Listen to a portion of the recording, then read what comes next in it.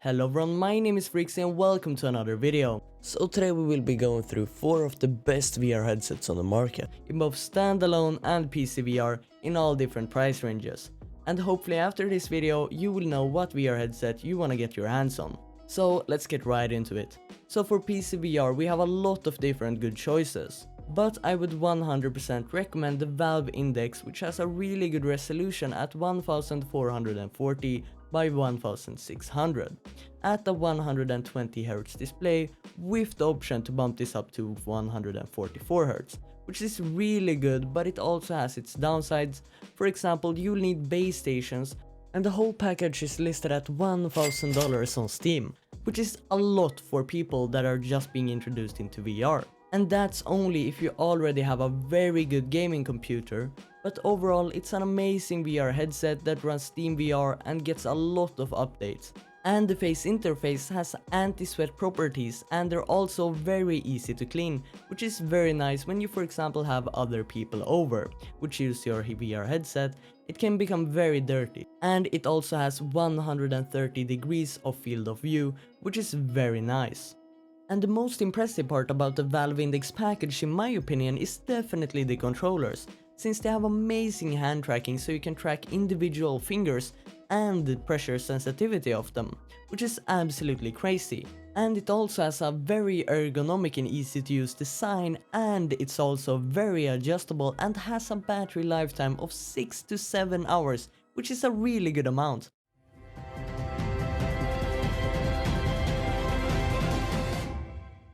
But you also have another option which is very good and reliable at the same time, which is the HP Reverb G2, which is a very good headset, and it's a lot similar to the Valve Index, and it has a resolution of 2160 by 2160 per eye, which is very good for the price at $599. But if you buy it directly from HP, you will get $150 off, which is crazy at $450.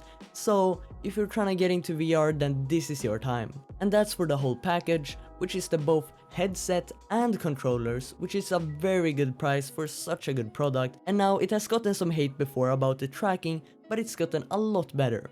Now one thing to be careful about, as I mentioned earlier, is the tracking, because it's still not perfect and you might experience glitches, but it's still very usable and has a refresh rate at 90Hz, which is pretty decent. Now another choice is the Rift S, and the Rift S costs $399, which is a pretty good price in my opinion. And it has a really good resolution at 2560 by 1414 resolution, which is very good for the price, and the tracking is a lot better than the HP Reverb G2, and it's also half the price of a Valve Index, which is absolutely crazy since it's so good and very reliable too. And it also makes use of LCD displays, which is very good because it makes all the lines look more sharp, which is very important when you're playing in VR so the game does not look too blurry.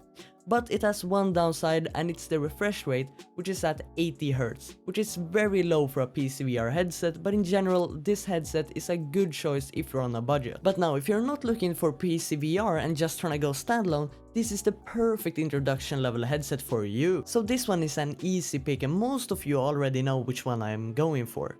And it's the Oculus Quest 2, which costs $299 for the 64GB version, so this is an easy pick and most of you already know which one I mean.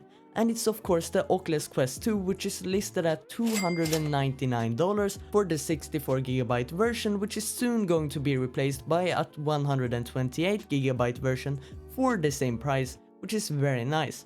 And then we of course have the 256GB version, that is $100 extra, so $399, which is pretty good too. And all these prices are insanely good, and the reason why is since Oculus is almost selling at a loss, which is very good for us and not so good for them. And the Oculus Quest 2 runs a Qualcomm Snapdragon XR2 chipset, which is a variant of the Snapdragon 865 chip used in high-end smartphones like Samsung Galaxy S20 Ultra.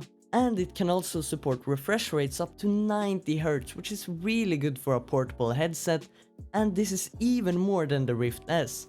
And it also has a resolution at 1832 by 1920 per eye, which is pretty good. And one downside for this headset is that you have to use your Facebook account. Now you might not really think that much of it, but Facebook has announced that they might introduce a new rule that forces people to use their real name on Facebook, which can be quite scary. A small downside is that the controllers cannot sense, for example, individual fingers, which is kinda annoying in some games. And for example in VR chat you can't see every character, which can be a little bit boring. But it's still amazing for example party games, and it's an introduction level headset. And the battery life ranges from 2 to 3 hours at a time, so you might wanna get your hands on a battery pack. It also has a RAM of 6GB, which is pretty good for a portable VR device, but in general it's a very good VR headset. Now I could have added the HTC Cosmos to the list, but the tracking is still not good enough, and it's way too expensive, and the specs are not even that great, so that's why I'm not adding it right now. Okay, so that was it for this video. I hope you guys enjoyed, and don't forget to leave a like if you liked this video, and don't forget to subscribe if you're new to my channel. And I just want to say thank you guys so much for all the support I've gotten on my recent videos. It really means a lot to me, and we've gained 6 subscribers since I started doing this again, so thank you guys so much, and it gives me a lot of motivation.